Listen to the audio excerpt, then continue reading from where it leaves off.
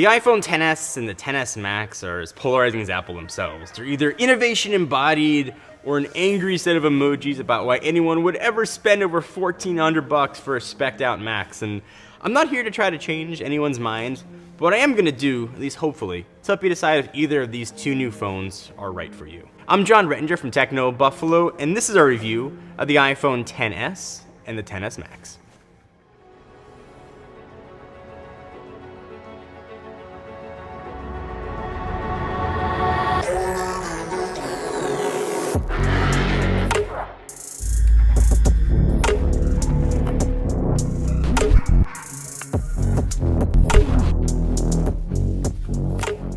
So I want to start with a bit of perspective about how far things have come since 2007 and the original iPhone. The XS Max has over 21 times the resolution of that first iPhone. Mobile technology has evolved crazy fast, and with it, kind of our expectations too. So I'm going to work backwards and start this review by saying if you currently have an iPhone X, you can happily and confidently sit this gen out, with one exception that we're going to get to. But if you're coming from anything older or from Android, this gen is a really awesome entry point to get the latest from Apple.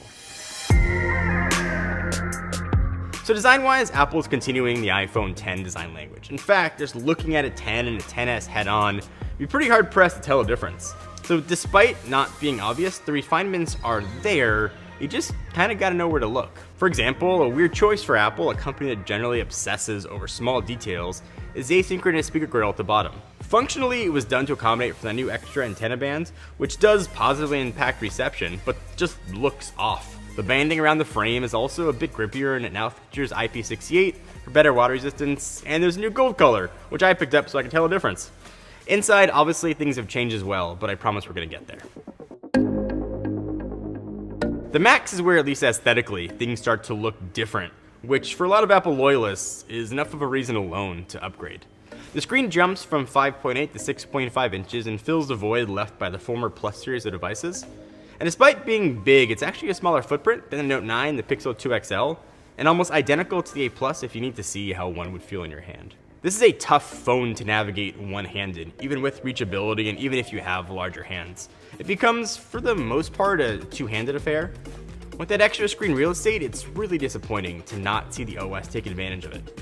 Things are just bigger. And for some, that's enough, but for me, I'd really like to see things like side-by-side multitasking and floating video, all features that most of their large screen competition are now offering. You do get dual panes in some core apps, but I really appreciate more for such a big screen. And speaking of screens, the iPhone X had one of the best in the business, so it's no surprise the XS and X Max have incredible displays. The OLED tech shows off the really dark blacks, as you'd expect. Colors are bright and vibrant, and movies, games, apps, whatever you're doing, just look really good. And I feel like notches at this point are like most politicians. I don't like them, but I accept that they're necessary. But I do want to point out that Apple is one of the few manufacturers who actually bent the display to avoid having the notch into chin, so credit where it's due. With Apple, at least their notch hides a true depth sensor that enables Face ID. I know it's supposed to be faster this time around, but I honestly haven't really noticed it, but I never really thought it was slow on the iPhone X. In fact, I prefer it to Touch ID, but I recognize that's more of a preference thing. I really do enjoy using it for things like app authentication, Apple Pay, and usually a seamless unlock, assuming you don't mind picking the phone up to do it. I never felt like the iPhone X was slow, but the XS and XS Max come with the obligatory spec bumps. Powering them is the A12 Bionic, and although Apple doesn't advertise it, RAM's been up tier from 3 GB to 4. Predictably, everything is really smooth. Apps load quickly, gestures are buttery smooth, animations are snappy. It just feels fast, even if it doesn't feel much faster than the 10. The cameras, though, are where the real differences are. And if you are just gonna look at a spec sheet or even the design of the devices, you won't see the whole picture.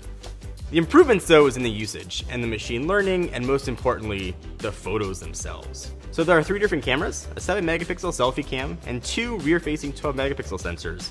The wide-angle lens is now a bit wider, and it's got a new bigger sensor with faster focus, and the other is telephoto. It's the same as the iPhone X. Colors in photos are really vibrant, more than in past years. They don't always look completely accurate, at least to my eye, but I kind of dig it. Again, it's a preference thing, and if you don't like it, it can be dialed back if it's not your jam. Pictures also look extra sharp to my eye this time around, giving the images a real crisp look. Smart HDR is also a pretty big deal, and dynamic range is really impressive. Portrait mode is still a work in progress, but solid. Now you can adjust aperture after the fact. And Apple is definitely not the first company to do this, but it is a nice addition. The front camera though is gonna split some folks. There's some pretty aggressive noise reduction going on. It's creating kind of a smoothing beauty effect. It doesn't really bother me, but it's something you should at least know about. The cameras boil down to this. They are all really good, and when held up to images from the iPhone X, it's a big improvement. If you want the best camera in mobile, I still think it's made by Google, but if you want the best camera setup Apple has to offer, this is a big reason to upgrade from the iPhone X. And if you put stock in DxOMark, the iPhone XS Max got a score of 105, the second highest score they've ever given to a mobile phone, second only to the 109 given to the P20 Pro. So when it comes to battery life, both of these phones will easily last you a day, and that should be the minimum of what you expect from phones. I don't mind charging at night, but don't make me have to top off midday. And my usage at the max, while taking off the charger around like 6 a.m. and plugging it in around 11 p.m., I usually had about 40-ish% left. Speaking of charging, I know I'm not alone here, but you can now turn your phone off and wirelessly charge it at night, whereas with the 10 and the iPhone 8, it would randomly turn on at some point. I'm not going to really comment on the not charging with the screen off issue, since as of this filming, a software fix is in beta, so by the time most of you see this, it won't be an issue at all. What is an issue though, is Apple still including a 5-watt charger in the box, which is mind-boggling at this price point. So, the big question, are the new iPhones worth it? Well, I don't think any phone is worth more than $1,000, but I still buy a lot of stuff that aren't necessarily worth the price, and I'd wager you do too. If you're coming from any iPhone other than an iPhone X, this is an incredible upgrade and one I don't think you'll regret. If you're debating switching OS allegiances, the same applies to you. You'll get the best Apple has to offer, and a package that's overall pretty impressive. Are they perfect? Absolutely not, but they are really good.